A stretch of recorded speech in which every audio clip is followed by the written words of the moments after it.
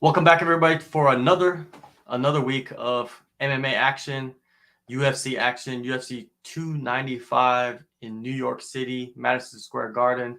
The AllStar MMA Live is with you again to recap, react to everything that went on. There's a lot of stuff every week. There's a lot of things to discuss.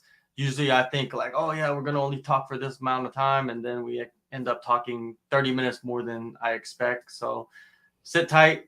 And if you are watching live, leave a comment, leave a request, leave a question, and we'll get to those. But before we get to that, we're all here for the AllStar MMA. So go in the descriptions, download the app.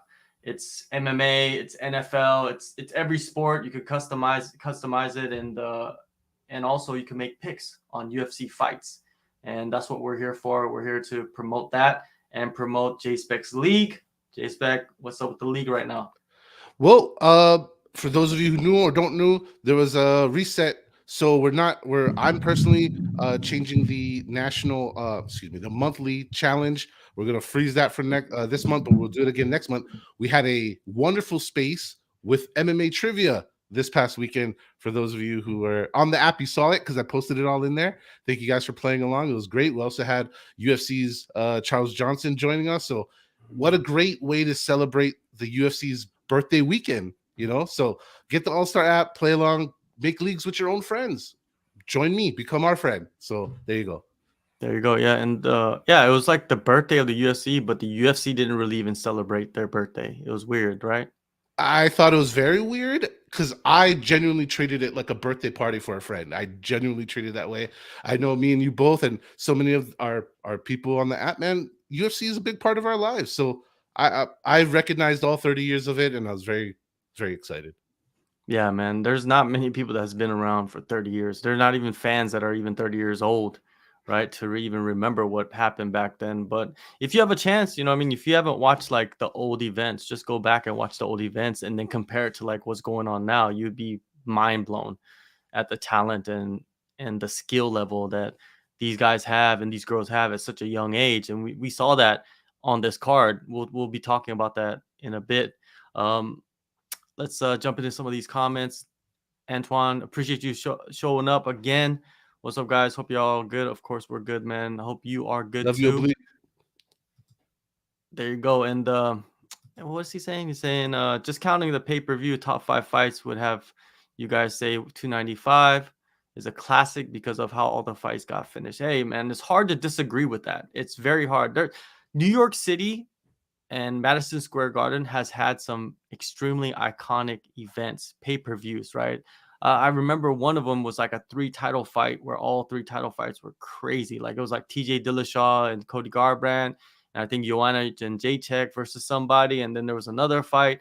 It was just, and Alex Pereira, man, he's just loves New York, right? Like that's his second title he's won in the building. So let's jump into the main event first, man. Alex Pereira goes in there on I believe his 11th fight of his career and of his MMA Mind career. blowing. Let's say that Yeah. MMA career, 11th fight of his MMA career, and won his second UFC title. That's crazy, right? Like and and the yeah. first guy to jump the gap between middleweight and light heavy. This is the first time that gap's ever been. Okay, all right. So Yeah, that's a huge gap. You know what I mean? That's what, the 20 biggest in the pounds? sport. The 20, Yeah, yeah, it's a 20 20-pound pounds, gap, the right? biggest in the sport. Yep. 20 pounds, man. 20 pounds. That's insane, man. Alex Pereira is just different. He's a different breed. And his story, man, is incredible. Like if you go back and just kind of follow his MMA journey, just his MMA journey. We're not even talking about his kickboxing journey, but just his MMA journey. You could write a movie about it. A lot of these guys you could write movies about. Francis Ngannou, even Yuri Prohaska, man. If you know his background and like how he grew up and how he like changed into who he is right now, it's a movie as well, man. I think the UFC should start doing those, right? Like get a deal with Netflix and put out a series with all these fighters, like the ones that are very interesting that have reached the top of the mountain. And with Yuri, man, this is only his 4th fight in the UFC, and he's fought for the title twice, right? He became a champion in his 3rd fight. It's like they're kind of doing the same thing, right? They're kind of doing the same thing. I really enjoy the story and this light heavyweight division.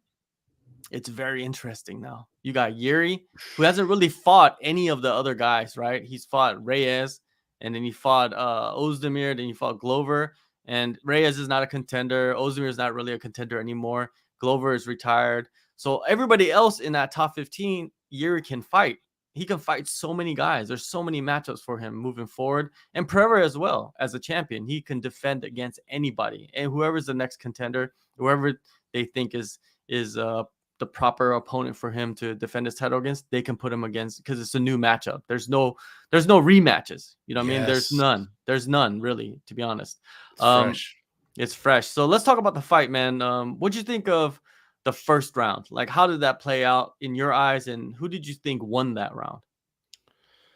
That was, I'll be honest, I was like so tense. I felt like every single strike was a moment, and I was so locked in. I felt in that first round that Yuri wasn't quite in the groove yet. Like he seemed like he was still finding himself, Ring and rust? Ring rust? ring rust is totally applicable. And let's be honest, honest, right? He destroyed his shoulder.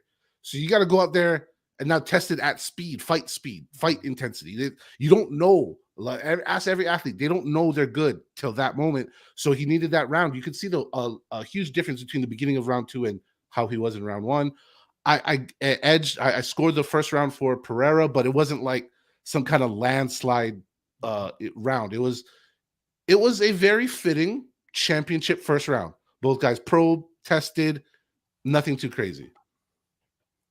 I also scored it the first round for Pereira. The reason why is because he just did more damage to that calf, and that calf, you could tell, was becoming a problem for Yuri. That's why Yuri got the takedown with what, a minute and some change left, and he controlled Pereira, but I don't think he did that much damage. So if you compare damage, and I don't know if you want to throw in control time, but I rate damage higher than control time, right? So I would give it to Pereira. But when I saw the broadcast, people were scoring it for Prohaska, right, the first round. So I guess everybody looked at it differently. But you and me, we saw it for Pereira. The second round was a different story, right? The second round, I think Yuri shook off the cobwebs a little bit more, and he became a little bit more aggressive with his approach. And both of these guys have such a crazy like style, right? It's not like a traditional fundamental style. Like, these guys fight with their hands down a lot of the times, right? And they go in and go out, and they take huge risks. And Pereira was clocked a few times, right, by Yuri, and then Yuri got clocked by Pereira, right, and went in for the takedown.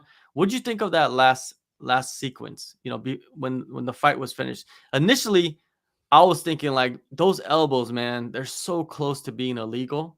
I thought they were kind of illegal because he hit him with like 10 of them, right? When you get hit 10 times in the back of the head. Have you seen that video of that boxer that got hammer fisted in the back of the head, and then he was like brain dead for a while, and then he came back and he was kind of just like, he wasn't the same anymore, right? He was in a wheelchair. Yeah, man, like, shots to the back of the head, it's dangerous, especially elbows at that range. You're just you're gonna get knocked out, man. You're gonna have problems. We've heard of fighters losing their careers in the gym because of that.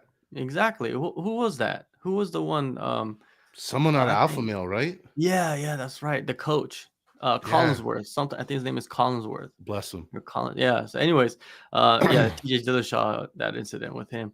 But yeah, what'd you think of that last sequence? Do you think the shots were illegal, and did you think the stoppage was early? I didn't think the shots were illegal. I think they were right at the limit. But the whole sequence, I could see where people, get their arguments. I just want to say first off, all right, that it was a good call, not a great call. Okay. It's the safe call. It's not the cool call. It's not the one you probably wanted the most. Let them die call, Yes, but that's the point, John. Mm-hmm. Some of these fighters are not fighters, excuse me. Some of these fans, I don't know where they're thinking or where they're from, what era, but they're not in the sport era we're in. They're in the just bleed era still. That's not where we're at, folks. And the sport is growing, modernizing. We're gonna get further and further away to the death. There's a reason why Mazzagatti, Levine, Yamasaki, and all those brothers, those type of refs don't exist anymore. There's a reason. And I think Goddard made a tough but correct call. And because if you look real close, and shout out to Sickle, because when we were watching it live, Sickle pointed it, like caught it right live when it was happening, because it was so chaotic, obviously. But Yuri went from, hands clasped on the takedown to limp. And that's a KO, dude. He deactivated. And that's after he got chinned twice and got dropped. So you have a guy who lost his center, and then his brain deactivated, whether it's a flash or not, it was. And then he ended up in basically a Goddard was what people were like, oh, why'd he stop the fight there? No, Goddard realized Mr. Prohaska was out on his knees against the cage, but two humans and gravity kicked in before he could get there. All that was left for Mr. Prohaska was to eat fists or elbows and forearms or all of them. There was nothing that was going to happen. So I thought it was a total fair sequence. I also want to say in the fight, Yuri's awkwardness, his unorthodoxness, I'm gonna call it awkward. The dude's a great fighter. He got that straight right in on Alex several times, and there was one time where Alex landed his legendary left hook, and it seemed to completely not phase Yuri at all. Those were like little highlights in round 2 that I feel have been lost because of the great finish, and I just wanted to talk about those real quick. But last thing, if you're going to argue about the ref stopping it too soon, please go to the Andrade Dern fight. That fight got a little ugly because the ref didn't stop it early enough. We'll talk about that one later. There you go. Yeah, at first glance, I thought it was an early stoppage, and then I watched it again, and you're right, what you explained. But I think he was already out from those elbows, like those elbows, and that's what you have to look at. Were those elbows legal or illegal? And if they're illegal, then that is not a finish for Alex Pereira, right? That is a disqualification, illegal shots to the back of the head, right? But the thing is, the referee changing the outcome of the fight with his decision making after the fact, that would be a shitstorm, to be honest with you. Huge. So Mark Goddard, one of the best refs, if not the best ref in the world, right? Mm-hmm. He, I can't second guess him too much, right? But we could be critical of what he does. I mean, it's just our opinions. But yeah, it doesn't matter. Yuri came out. Yuri's not going to be the guy to make excuses. He's going to be the guy that says, hey, that's what happened. You know what I mean? Like his style, he understands, I think, that he's going to win and he's going to lose. It's not like he's going to win every single time. Also, with that being said, shout out to Yuri for showing a solid example in the modern age that you can be a champion in one of the other recognized majors and do very well in the UFC. So good job. Oh, for sure. Yeah, it's interesting, man, like what's going to happen next, because there's so many options. But yeah, with the fight and the stoppage, Mark Goddard did a good job, but the thing is, I think a lot of people were upset because right when he stopped it, Yuri popped right back up and walked to his corner, like on his own, without any kind of like what is it, drunkenness or anything, you know what I mean? Like it was crazy. Like it just seemed like he also popped up with zero what's the word when you try to rebuttal. He wasn't trying to rebut the decision either, Yeah, it's true, because that's Yuri. Yuri's like, I've been around Yuri, you know what I mean, several times. Like I've been around the gym with him. I've interviewed him face to face. And Yuri's just like, he's a martial artist. Like he's the type of guy that, takes it for what it is. Like he understands when you go to war, you win some and you lose some, and you can't make excuses. You just got to come back better. And that's the mentality that he has, right? And he's not going to come back later and say things. I don't think he will. I think he's going to kind of like go away, right, and do his thing and come back when it's time to fight again. Last thing I want to add on this, I get it from points of view. If you paid $80, $85 for the pay-per-view, or you paid tickets to be there and the fight ended like that, you might have a fan point of view of like, but pretend like you were Yuri Prohaska. You're very grateful that Goddard stopped it right when he did. Yeah. It's been a long year and a half for Yuri with the shoulder and all this other stuff that is going on. Let's talk about Anton's question. He says, "How do you guys feel about his call out of Israel Pereira versus Adesanya could headline UFC 300? What you all think?" Um, Antoine, I wrote this on Twitter. I said the biggest fight in the UFC right now, aside from Conor McGregor, is Israel Adesanya.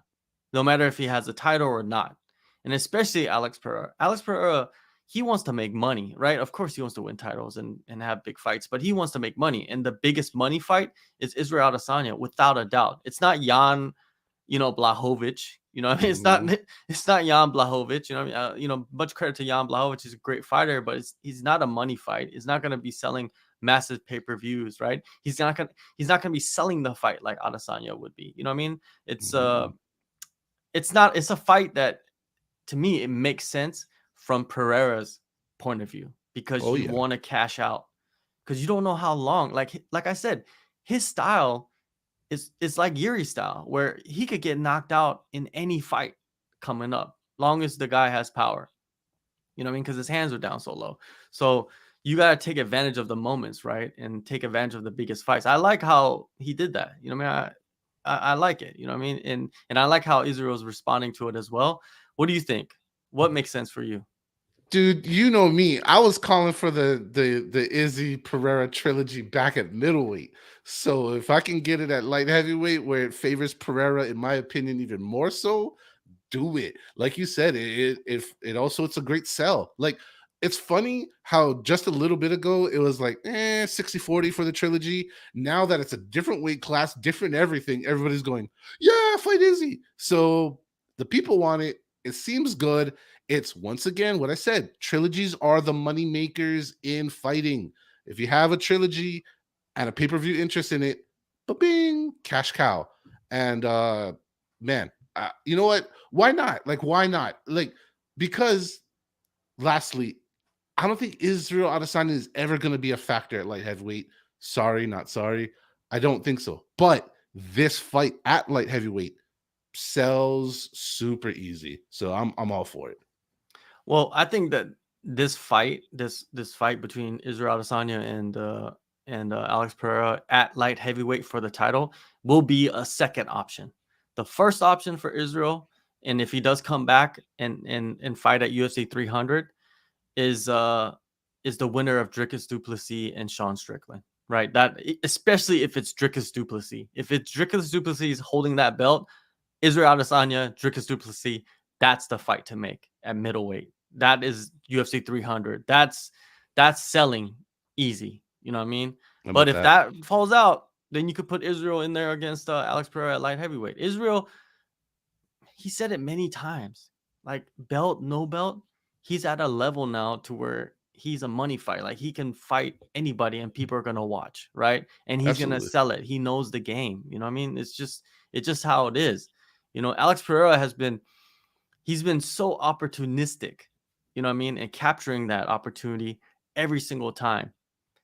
And will be another opportunity. It'll come, but who knows when it'll come, right? But I think middleweight is the home. Even Dana White was saying, we could only take what Dana White says with a grain of salt, but he even said that, he wanted Israel Adesanya to commit to 205, and I don't think he will either, man. I think that he needs to have the belt at 185, and then that argument, like carrying the belt and then moving up and trying to hold the belt twice at the same time simultaneously against Alex Pereira trilogy. Yes, that story would be incredible, right?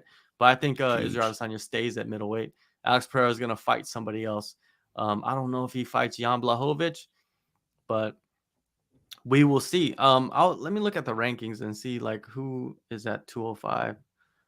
So you got Ankalaev's gonna fight Johnny Walker again, and then you have Rakic. I think Rakic is fighting Blachowicz, right? Yeah, they're fighting each other. Okay. So that could, like, those two fights could determine who is next for Alex Pereira. Because Jamal Hill, when is he supposed to come back? There's no word about that, right? No, it's still got to be a while, man. Because it Yeah, when he heard it, they said it was going to be like a year. So we're only like like not, definitely not a yeah, year. yeah. So he won't be back for a little bit. And you got Anthony Smith chirping, you know what I mean? But that fight will never happen. He's what yeah. he's on a losing streak, and he's all the way at number 8. Yeah, It's he's hard in the to direct opposite yeah, it's situation hard right to now. sell, man. It's hard. He's basically become like a media guy. Yeah, I mean, Basically, he's like a media he's guy. he's He's more or analyst. less already transitioned to the desk, and Yeah. you hear it in the NFL. The other opponent would say, "Motherfucker, I'm gonna knock you into the desk." Mhm. That's what that's what they're saying, right? So, yeah, I don't think Mr. Smith has. Let's be honest. I've said this before. I'll say it again, respectfully. All the fighters see him as a target right now. I haven't heard a single relevant light heavyweight fighter, if they're not fighting or title contender, all the relevant light heavyweight fighters go, I want to fight Smith. Like every single one of them. So totally irrelevant to the title picture. Yeah, man. Let's move on to the co-main event. The interim. I just want to say, can Alex Pereira be like the least physically, emotionally excited champion in the history of champions? Like the guy won, and it looked like he just like got a free sandwich. He was just like, yeah, Yeah, pretty that's cool, huh? just I guess that's just his image. That's just who he is, you know. It's He's amazing. calm. He's calm in the storm, you know? Yeah, Like how can you win a world title and not smile? What a gangster. Anyways. yeah, and then you got Tom Aspinall completely opposite. He's like he's crying in the cage after he wins, you know what I mean? I like both, you know what I mean? Like if you're Yeah, gonna be stoic, you're stoic, and if you're gonna show emotion, you know what I mean? It doesn't make you any less or more of a champion by doing that. definitely. Yeah, and Tom Aspinall, man, who did you pick? Did you pick Aspinall to win? I'm not gonna lie. I picked Pereira, but I was with Sergey. And man, speed kills, like that's that's that's the game, man. Especially with heavyweights, they all got power. Aspinall's speed and his footwork was, we kind of said it before. His footwork definitely was the edge. It edged him there. He got some shots off quick.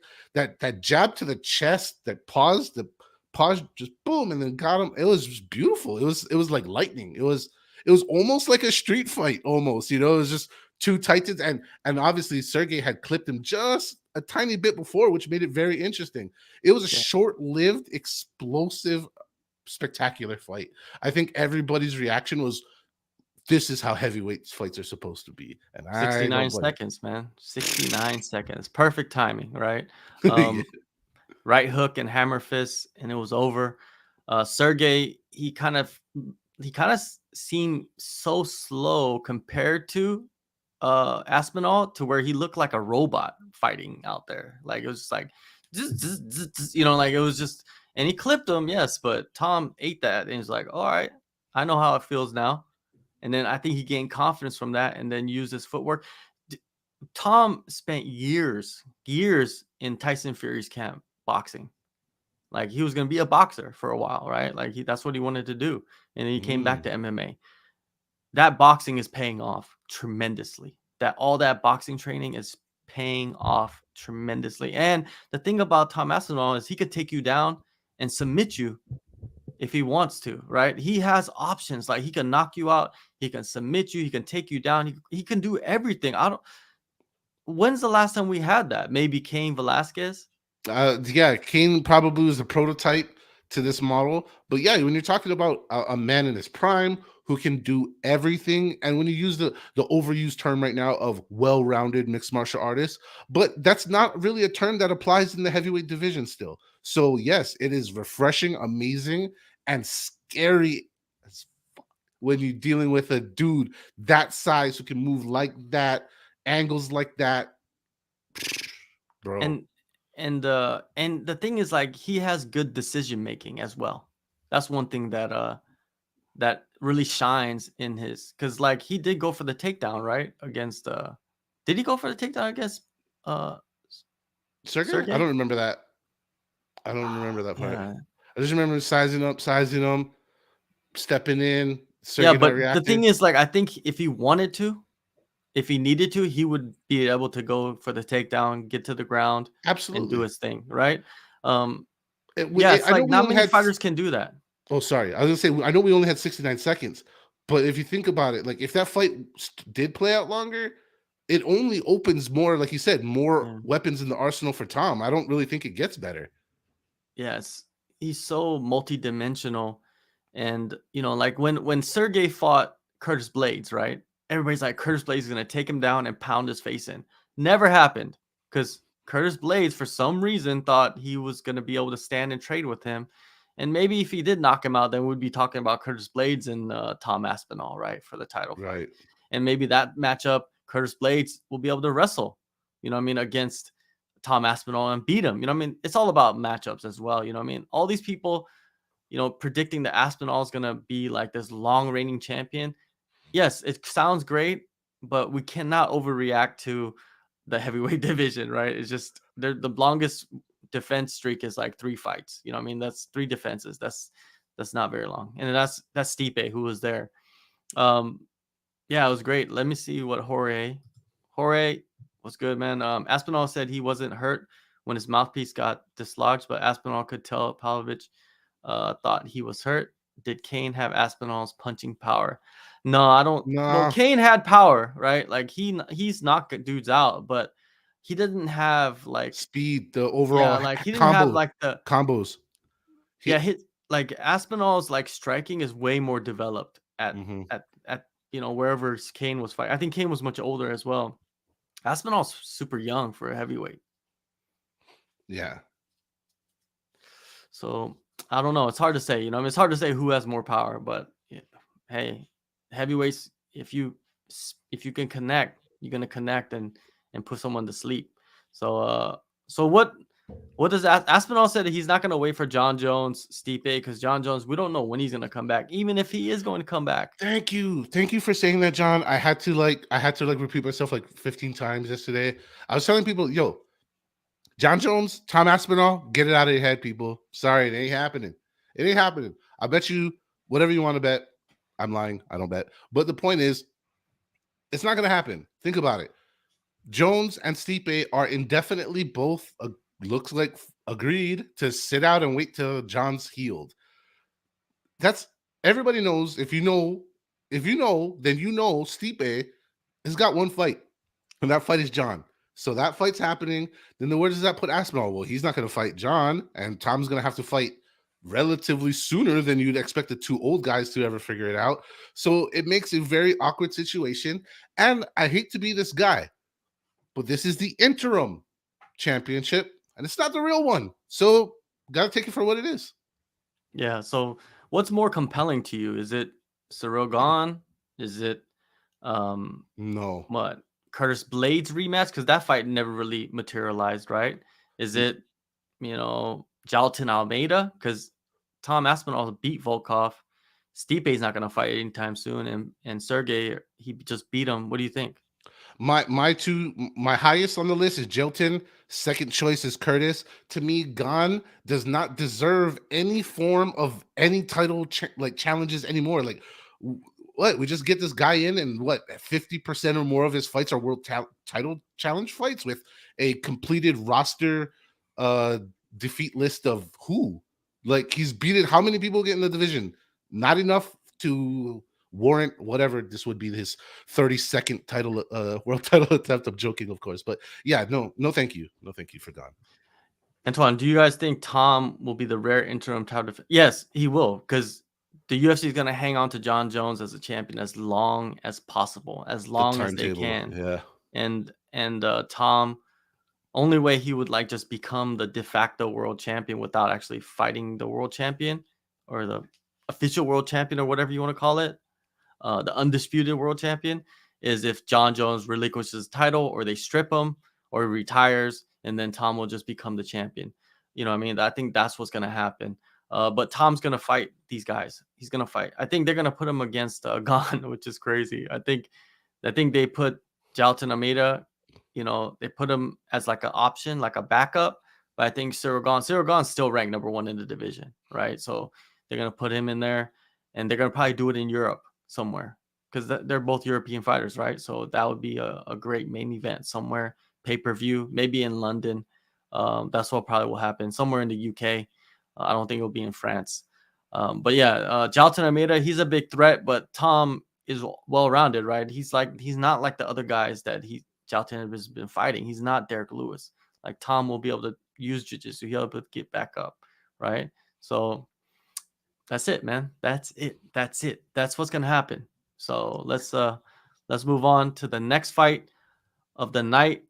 Before we get to the next fight, everybody make sure you guys go in the descriptions, download the AllStar app, make picks. I've been making my picks. I picked I think I picked Sergey, got that wrong. I picked Yuri, got that wrong. But I did pick Andrade to win this fight. The reason why I picked Andrade, this fight is kind of wild too. You know what I mean? Both these girls are going through divorces.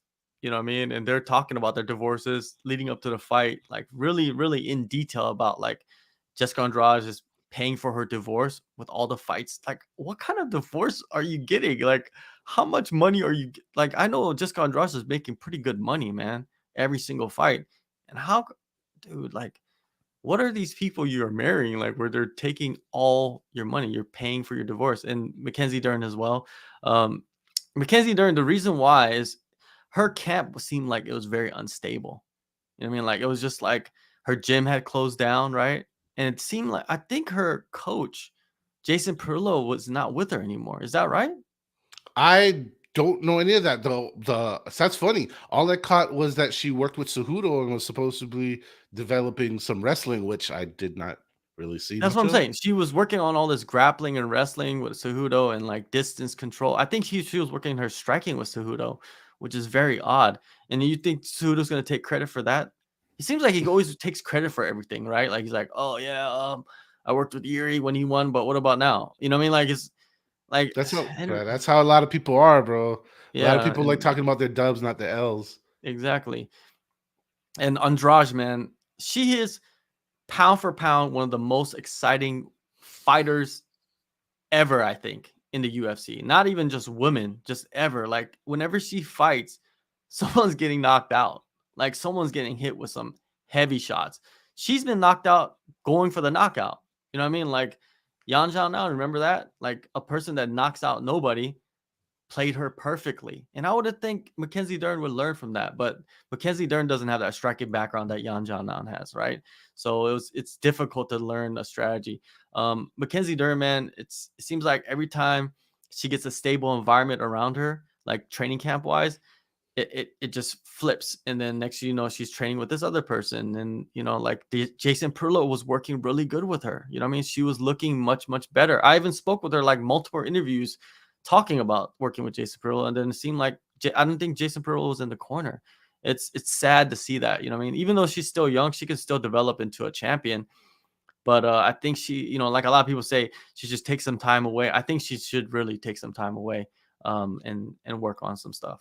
My man, you are nailing it. And I want to add, like, you got to think about where the warrior's mind is, entering battle. I think that's very important. And obviously, both these ladies, using the media, putting their story, getting their names pumping before fight week. Hey, whatever's. But what I thought was weird was I did a post regarding Mackenzie's statements, and she replied in there, and she replied that basically her other half implied that he wanted nothing from her other than a green card. Like, you are on social media days before your fight talking about your ex and like possible things you shouldn't really be saying, like talking about green cards and whatnot. Like, who cares? This is all personal stuff that shouldn't be out there. When I saw that, I personally took it as a red flag that she can't possibly be single focused on Andrade, like with all this other talking, all this other stuff. Also, Jessica Andrade, man, let's be honest.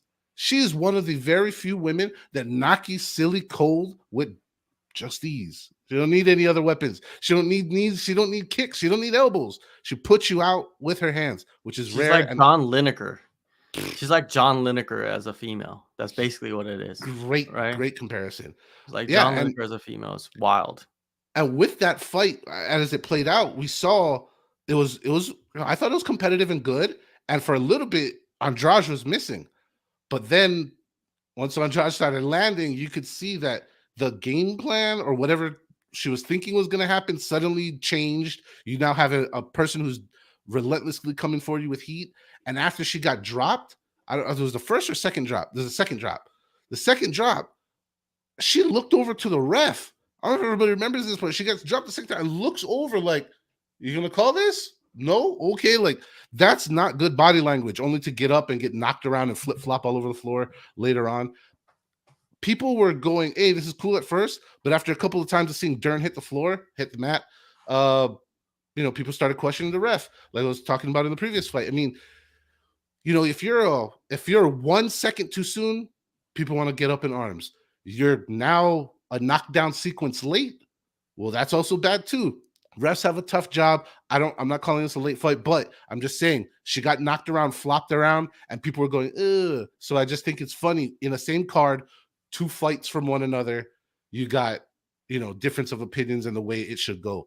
Long story short, Dern, man, does it seem like she does really good up until like a certain point? Like, has she kind of showed that she's a plateau fighter? I'm not sure yet. Obviously, she can develop and stuff, but it looks like she's finding a limit.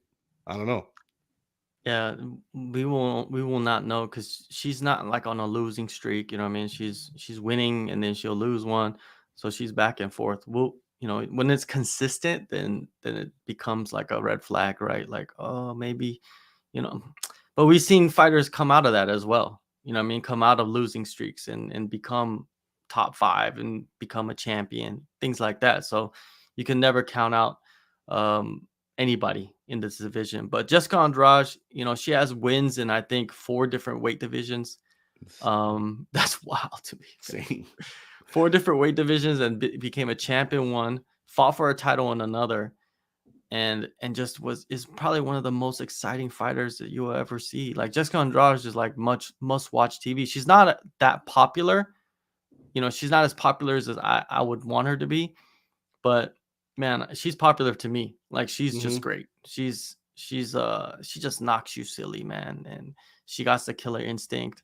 It's I she, sucks to say, but I think she'll just get lost in history when she retires. Like a lot of people just forget about her, but I will never forget Jessica Andrade. I'm watching every fight she has, man. She's incredible. Where does Jessica Andrade go from here, though? Like she's fought pretty much everybody, right? But she just knocked off Mackenzie Dern, and Mackenzie Dern is what is she? Mackenzie Dern is she even ranked? Oh, there she is. She's number 7. Andrade was number 5. Who does she I, fight I next, Andrade? I feel like Andrade is in the direct polar world of what we were talking about earlier, where Yuri has like a whole new world of fresh matchups. Unfortunately for Miss Andrade, it's like the direct polar opposite, where it's either kick their ass again or redemption fights, right? Like she's basically got a whole album on repeat in front of her, for better or worse. We'll see. Yeah, because in her last 5 fights, she fought Tatiana Suarez, Mackenzie Dern, Jan Blanchfield, Murphy, and those are 2 different divisions, right? The ones, Yeah. some of them are flyweight, some of them are. It's pretty amazing, man. I But hope she whatever she sticks to does, what she said. She said she's committing stay. back to one. Yeah, and I Yeah, hope she does. yeah. So you put her against like Lupi Godinez. Why not? Let's see if Lupi Godinez is legit. You know what I mean? We'll probably talk about her a little bit later, but I'm saying we'll see, right? We'll see.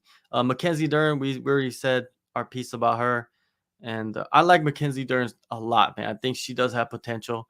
She can become a much better fighter than she is right now. I think that performance right there was all mental.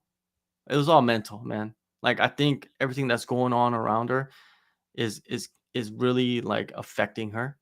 And I can't say for sure, but by her performance in the cage and like the strategy and decision making and all these things and body language, it seems that way, right? And Jessica Andrade was just like, I need money, boom, boom, boom. You know what I mean? And that's all you need. Well, John, this is what we talk about all the time. We talk about a high level fighter that we know is high level, but a little bit of a skid, like Jessica.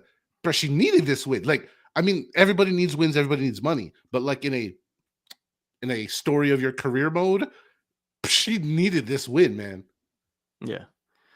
Everybody go in the descriptions, download the AllStar app, and make picks on UFC fights. Follow the UFC, follow PFL, follow all the major organizations, all the news from all the major websites, all into the app, all just there for you. So when you wake up, when you go to sleep, in between that, you can check the app for everything. everything, interviews, whatever you want, odds Yeah. comparisons. And on top of that, John's kick-ass I'm pointing in the wrong direction. John's kick-ass interviews, man. He's over there getting you prospects fresh out of Phuket. Like, I mean, dude, he's got both sides of fighters fighting on this week's coming up card. So I'm shamelessly plugging for my bro here. He's got great interviews. Check him out. There you go. And let's move on to the next fight. Head kick knockout for BSD, Benoit Saint Denis. This guy is a serious problem. Matt Frovola, shout out to Matt Frovola. The guy is fearless, and he was doing good, I thought, up until that point, right? You know, one mistake in this division, any division, and your lives can be put out, and that's what happened. He just got caught. I don't think Matt Frovola, you look at him any different, to be honest with you, right? He took a chance against an unranked fighter. Like, that's how fearless he is. You know what I mean? And he was doing good. I thought Yeah. he was doing really good. And like the positioning and everything is like Yeah. generally, John, you know, like you from that spot, you kind of think like, I'm cool, I'm not gonna get hit. Mhm. But the kick can reach you, and it did. Yeah. He got caught, man. And I think Matt's the type of guy that, you know, he dies on his shield. So like he's ready to come back and do the exact same thing. You know what I mean? Because that's who he is. Can we put a little bit just extra love on Matt Frovola for just being like a real awesome dude? After his fights, I don't know if you've seen his timeline.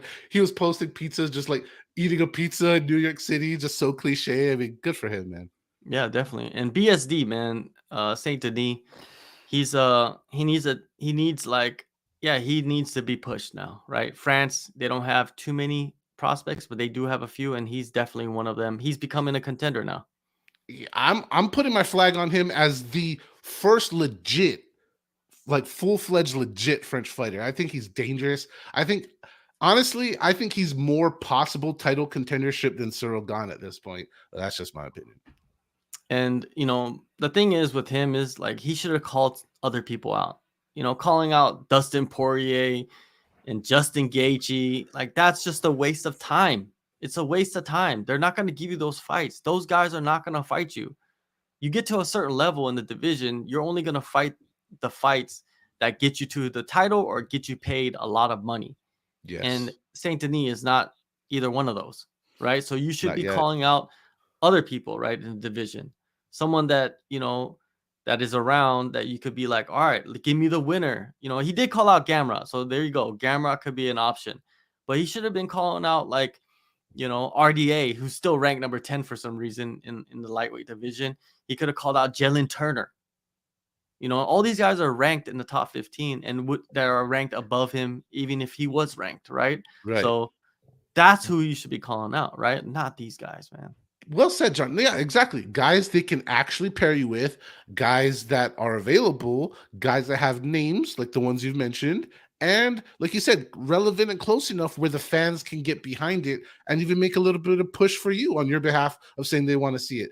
There's no way an army of supporters can form for Saint Denis versus, like you said, versus Gaethje. Like that's not something we can even back up as fans. No, Gage is looking at the title, man. Gage is looking Yeah. at like big fights, right? Like he's not looking at Saint Denis. You see him in the how high was Gaethje probably at seeing ringside? I mean, like he's just like, oh, what? Like, who's this guy, right? Like that's Did you know, somebody say like my name, bro? yeah, exactly. Just like don't say it. Like that, it's a waste of time. Like there's a waste of time. I know some people, you know, fighters, people are always saying like fighters need to call out somebody. Yes, call out logical options, Yeah, exactly. please. Yeah, you got Or just go crazy. Just be like, just do something that will get you viral, right? That's right. what you Yeah, do. you got 20 seconds. Make it count. Exactly. Now, moving on to the opener of the main card for a featherweight bout between Diego Lopez and Pat Sabatini. Diego Lopez just murdered him, right? Boom. It was just bad, right? It's 90 seconds. Um is Diego Lopez getting overhyped, do you think? Because it seemed like there's a lot of hype around him. There is a strong female fan base for Mr. Lopez. Good for you, Diego. The amount of people, ladies specifically, that were posting my emo king, hell yeah, I was just like, whoa, this dude's got a lot of support. People like him. I like him. Maybe a little bit overhyped. I think it's when a fighter blows up you kind of get this moment where everybody piles on, and he just had this killer moment. He just had it. People already liked him, and then had a killer moment. I don't think anything too bad of it. I didn't see the usual overreaction of Lopez for the world championship. Like, I didn't see any of that. So maybe Mhm. it's okay. Maybe, I don't know, but like there's a lot of options for Diego Lopez.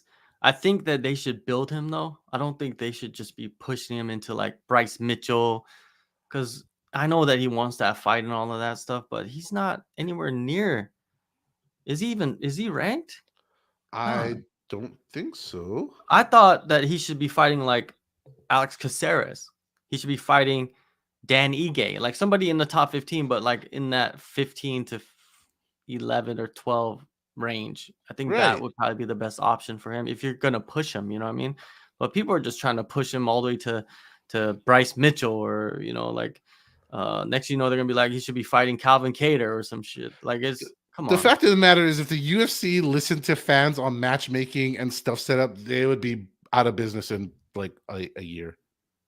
Yeah, it's weird, man. It's weird, but yeah, he's definitely skilled. He comes from a team. He represents Mexico, but he's Brazilian.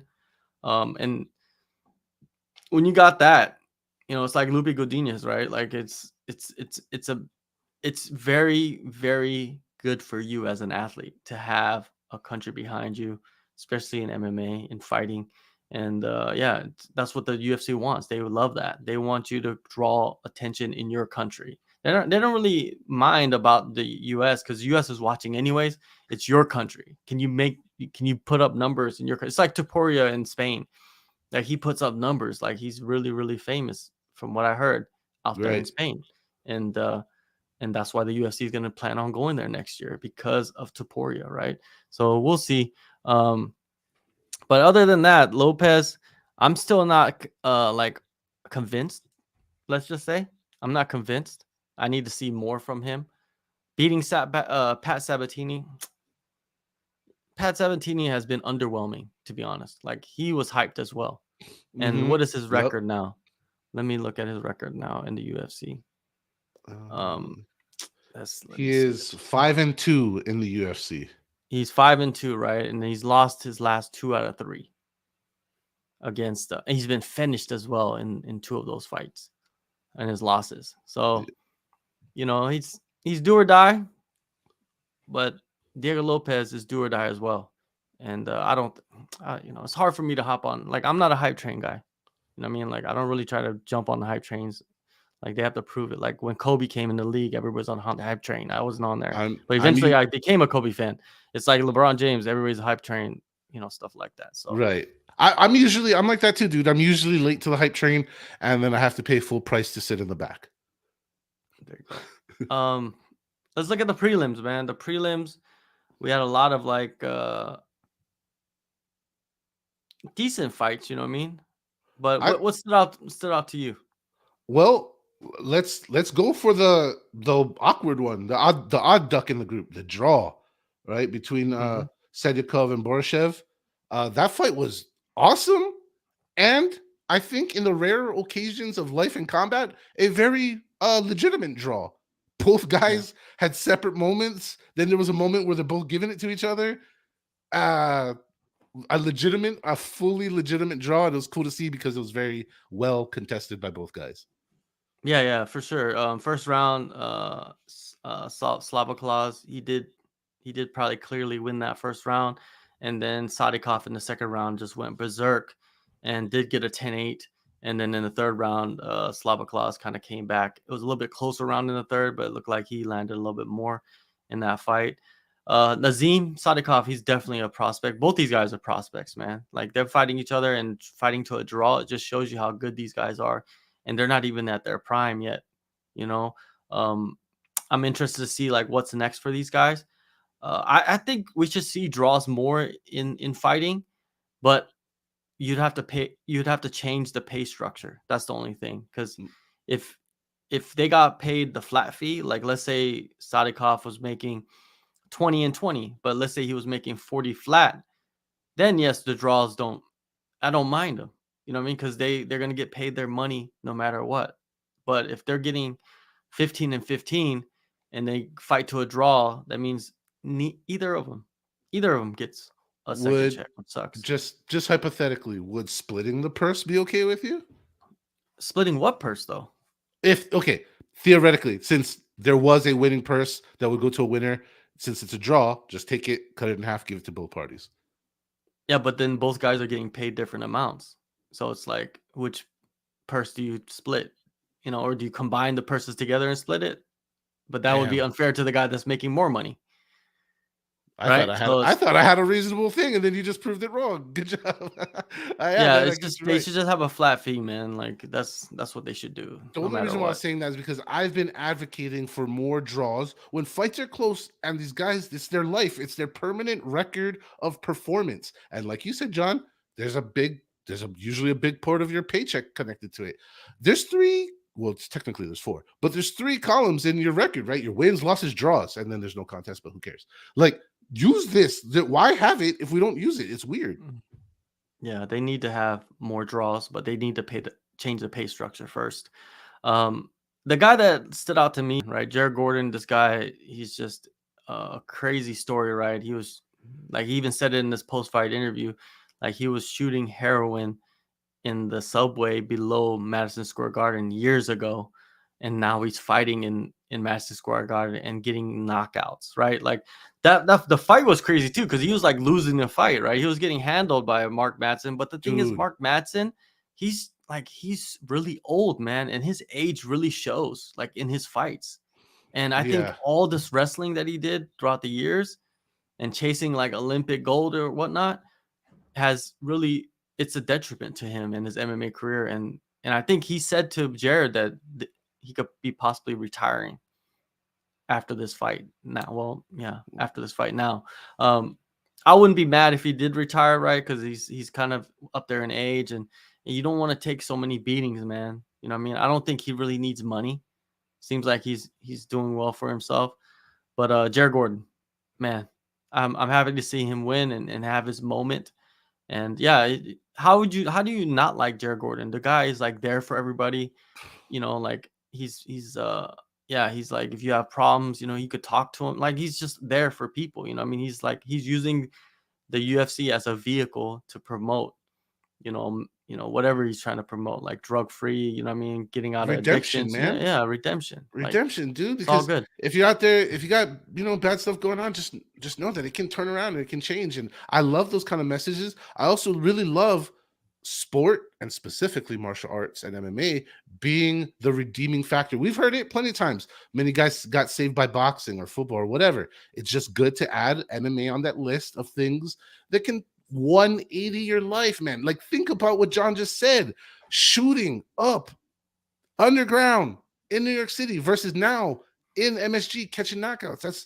That's literally the power of MMA, folks. So Anything is possible, man. yeah. Anything. If he can do that, anything is possible. Like I there's also not want to many say people. I picked Mr. Gordon and I was nervous. Just like you said, Uh, the first little bit of that fight wasn't going his way.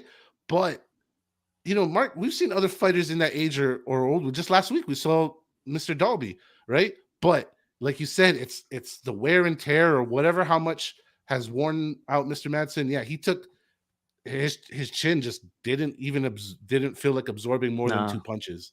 Yeah. And I think he might be just cutting too much weight as well, man. He was pretty big in there compared to Jared Gordon, right? Jared Gordon's a little bit shorter, stockier, but yeah, Mark Madsen, he's only 12-2, right? His record, so he's doing pretty decent for himself. It's just his losses have not looked very good, and I don't know if he's gonna retire. If he doesn't retire, then he doesn't retire, right? But if he does, he did well for himself, right? He made it to the UFC. His wrestling career was phenomenal. And another guy that I like to get some shine to is Josh Van, man. That guy, the kid. I think he's only like 22, but Yeah. repping Myanmar, what I mean, and just Asia in general, 22 years old. And I think he has a bright future in him. I'm not saying I'm jumping on the hype train, but the guy is exciting. He might not win every fight, but he's pretty exciting. You know what I mean? Like he'll sit there in the pocket and trade. I It was super entertaining. And since we're going there, I can't not give credit to the guy who kicked off the show with fireworks, Jamal Emmers, a classic punch you in the mouth and sit you down. Like that was awesome. There was not too much analytics needed. He punched the dude in the mouth, got the dub. Great way to open the show, Mr. Emmers. There you go. Perfect. Yeah, that's pretty much the main highlights of the card. You know, you had the Lupe Godinez and Tabitha Ricci fight. That pace was insane. Those Insane. girls have cardio for days, and they were just going at it. Those two girls, futures of division, right? Like they're gonna be fighting again. I bet you eventually they're gonna rematch sometime down the line. Tabitha Ricci, much better, I think, than people thought she was. Because Lupe has been on a pretty good run right now, right? Beating some really tough girls. I And think this Ricci is one came of in and did well. sorry. I was just gonna say I think this is one of those fights that even though there's a loss on Tabitha's record now, neither lady lost. Everybody enjoyed that fight. Everybody thinks highly of them because of it. All right. Before we get out here, let's get to some of these questions and then we will bounce out. Let me see some of these questions. All right, here we go. Antoine was saying also who would the main event the next London pay-per-view, Leon or Tom, or main or co-main? What do you think? Well, time wise, it should be Leon because he hasn't fought, right? And Tom just fought. So I would the just based on time, I would guess Leon would be the first to do it. I No, guess. I mean like I think he's saying like next year, like if when they come back, Oh, because why Leon's not gonna both? fight in New York, right? Against or is Las Vegas against Colby? Yeah, so I mean, I guess then that goes back to Tom because what you're saying, if what you're saying plans out and gone, they're gonna squeeze gone in it. Let's be honest. There's nothing bigger than an Englishman versus a Frenchman in England. Like that would be, I mean, massive, massive, massive, automatic sellout. You know. Hmm, for sure. Yeah, I think Tom would probably headline since he's the. If they're both on the card, yes, you probably lean towards Leon because he's the reigning champ. He's had multiple title defenses if he beats Colby, but Tom without Leon, yeah, Tom would be the main.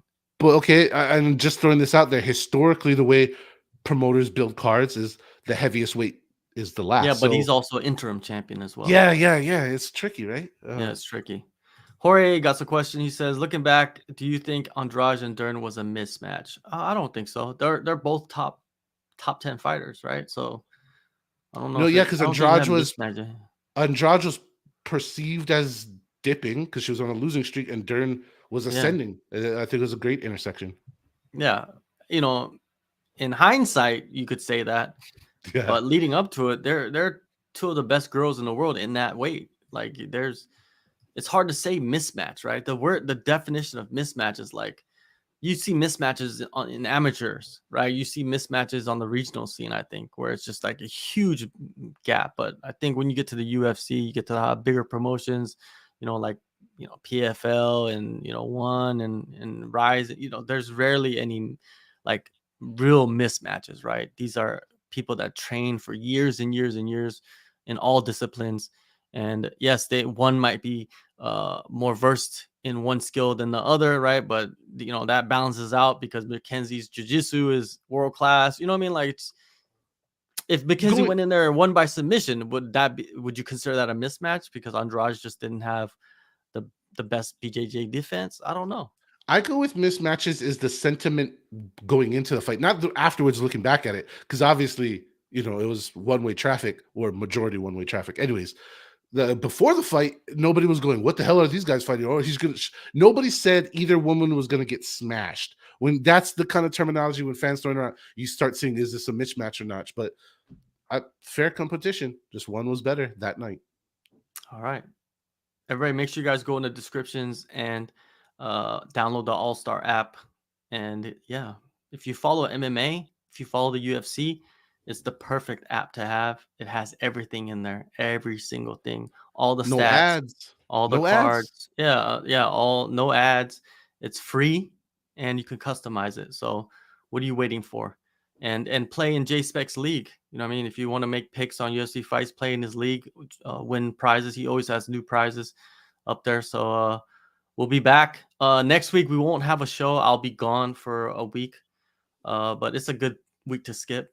I think it's not the It, it's not the most exciting card coming up, but you know what it is. It is what it is. You know, when you it have cards every week, not everyone's going to be the best, right?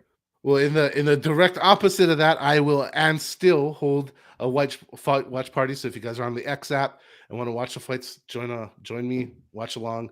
We'll be watching the card, no Yeah. matter who's on it. Go follow J Spec, his X, man. I can't. It's weird to say that. I Like know, X. right? His Twitter handle, his X handle is J Spec the host. Go follow him, show him some love, and join the spaces, man. They pretty much allow anybody that is passionate about the sport to watch along, and it's not just J Spec. There's a bunch of people in there, so Yes. and they've built a community.